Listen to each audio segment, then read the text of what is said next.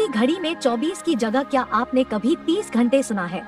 लेकिन अब ऐसा होने जा रहा है, और यह कोई ऐसी वैसी घड़ी नहीं है बल्कि वैदिक घड़ी है। यह वह वैदिक घड़ी है जो मुहूर्त और राशिफल के साथ साथ कई और महत्वपूर्ण जानकारियाँ भी आपको देगी।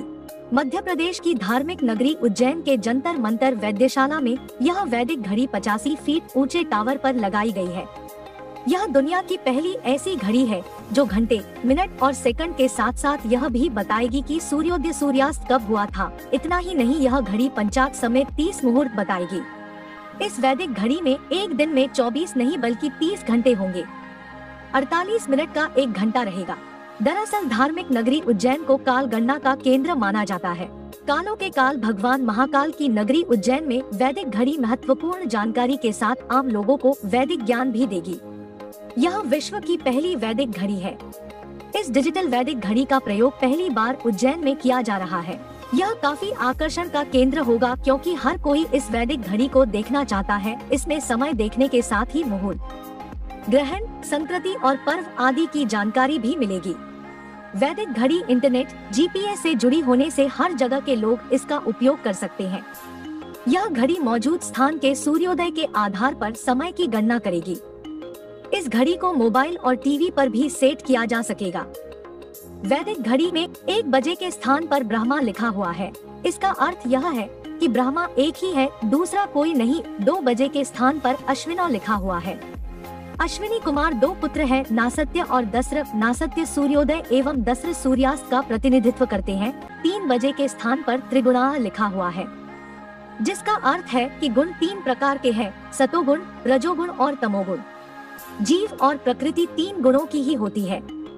4 बजे के स्थान पर चतुर्वेदाः लिखा हुआ है, जिसका अर्थ है कि वेद 4 प्रकार के होते हैं, ऋग्वेद, यजुर्वेद, सामवेद और अथर्ववेद।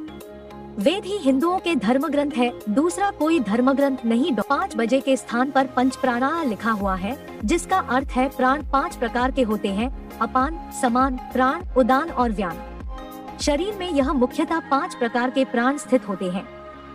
6 बजे के स्थान पर षडुसाः लिखा हुआ है। इसका अर्थ है कि रस 6 प्रकार के होते हैं, मधुर, अम्ल, लवण, कटु, तिक्त और कसाय। 7 बजे के स्थान पर सप्तर्षय लिखा हुआ है। इसका अर्थ है कि सप्तऋषि 7 हुए हैं, कश्यप, अत्रि, भारद्वाज, विश्वामित्र, गौतम, जमदग्नि और वशिष्ठ। हर युग में अलग अलग सप्तऋषि हुए हैं।